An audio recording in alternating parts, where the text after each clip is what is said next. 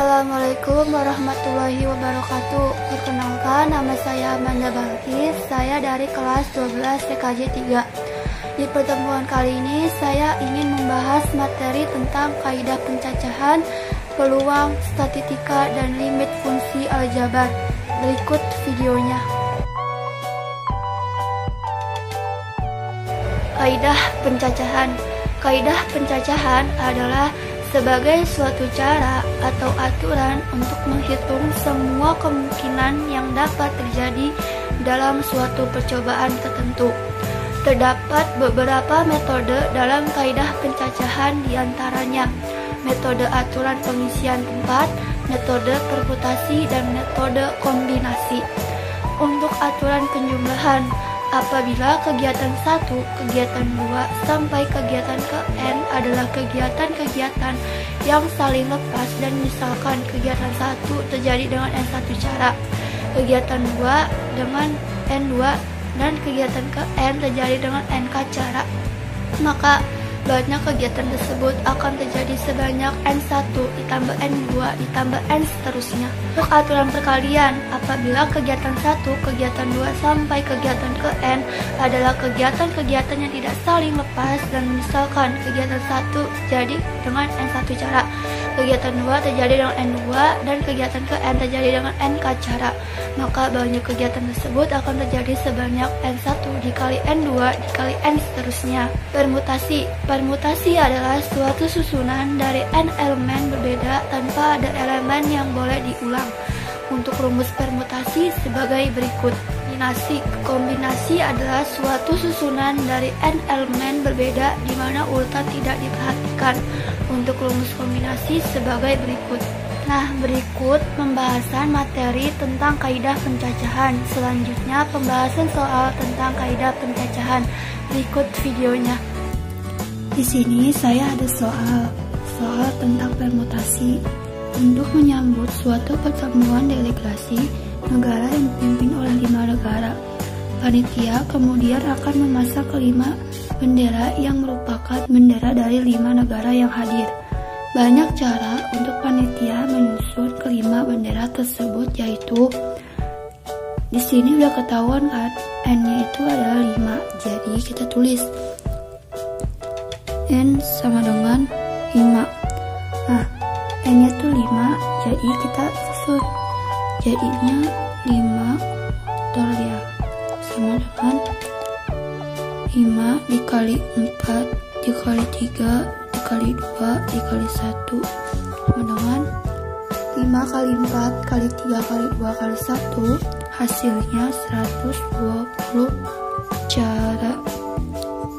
Jadi banyak cara untuk panitia menyusun kelima bendera tersebut, yaitu 120 cara. Definisi peluang matematika. Peluang pada umumnya berarti kesempatan. Namun pada matematika, peluang adalah kemungkinan yang mungkin terjadi atau muncul dari suatu peristiwa. Dalam angka peluang selalu berkisar antara 0 sampai dengan 1, di mana 0 menyatakan sebuah kejadian yang tidak mungkin terjadi, dan 1 menyatakan sebuah kejadian yang pasti terjadi. Istilah yang sering digunakan di dalam materi peluang, ada beberapa istilah yang sering digunakan, di antaranya ruang sampel, himpunan dari semua hasil percobaan yang mungkin terjadi. Titik sampel, anggota dari ruang sampel. Kejadian, himpunan bagian dari ruang sampel. Untuk rumus peluang sebagai berikut.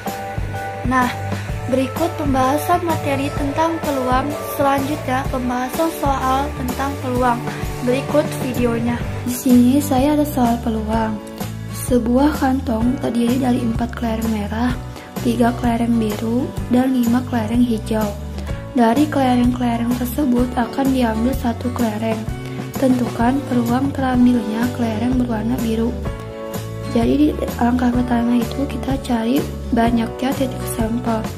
Banyaknya titik sampel itu dilambangkan dengan NS. Jadi NS-nya ini NS sama dengan Di sini kan ada 4 kelereng merah, 3 kelereng biru, dan 5 kelereng hijau. Jadi kita tambahkan 4 ditambah 3 ditambah 5 sama dengan 12. Nah, terus yang ditanyakan tentukan peluang terambilnya kelereng berwarna biru. Warna biru berarti kan ada 3 kelereng biru, jadi dilambangkan dengan Na sama dengan 3. Na ini titik sampel, jadi tinggal masukkan rumus peluangnya. Rumus peluang kan P sama dengan Na per Ns sama dengan 3/12. Kita sederhanakan lagi, sama-sama dibagi 3 sama dengan 1/4.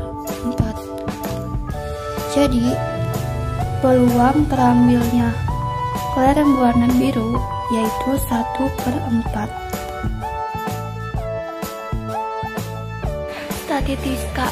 Statistika dikelompokkan sebagai berikut. A. Min. Min adalah nilai rata-rata dari beberapa buah data.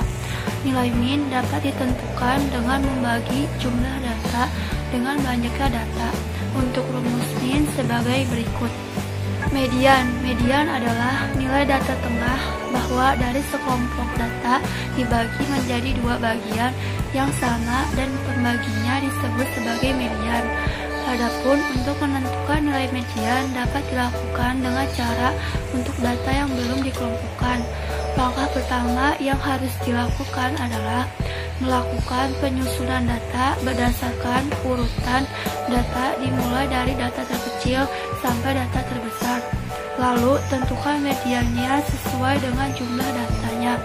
Untuk sekumpulan data yang berjumlah ganjil, maka nilai mediannya adalah merupakan data yang paling tengah, dan untuk sekumpulan data yang berjumlah genap, maka mediannya adalah jumlah 2 data tengah dibagi 2.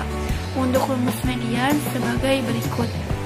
Modus digunakan untuk gejala-gejala yang sering terjadi, diberikan simbol MO.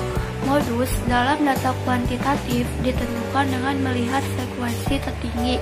Untuk rumus modus sebagai berikut. Sekian pembahasan materi tentang statistika. Sekarang kita akan membahas soal tentang statistika. Berikut videonya.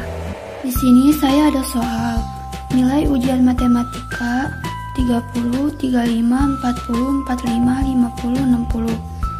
Frekuensinya 3, 4, 5, 8, X, 3.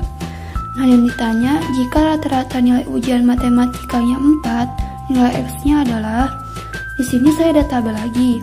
Jadi langkah selanjutnya itu kita kalikan nilai ujian matematikanya sama nilai frekuensinya.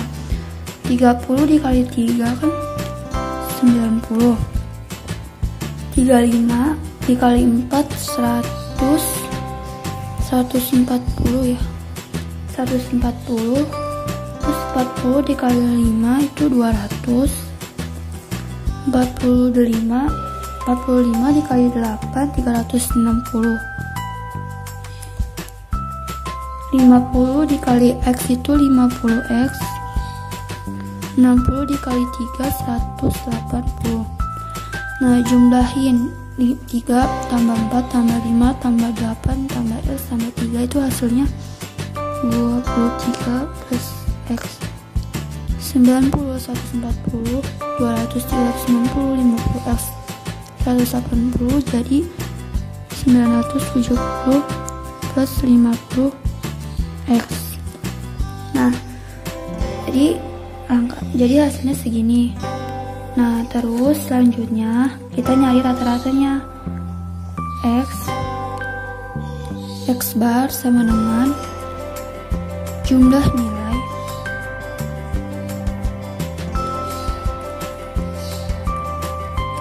per banyak orang.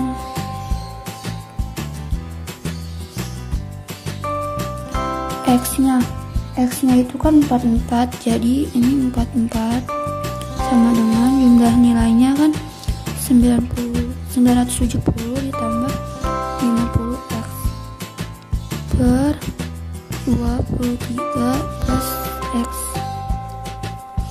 Ini pindah ruas jadi 44 23 ditambah X sama dengan 970 plus 50X. Ini tambah ya, jadi 44 dikali 23 itu 1012 ditambah 44X sama dengan 970 plus 50X.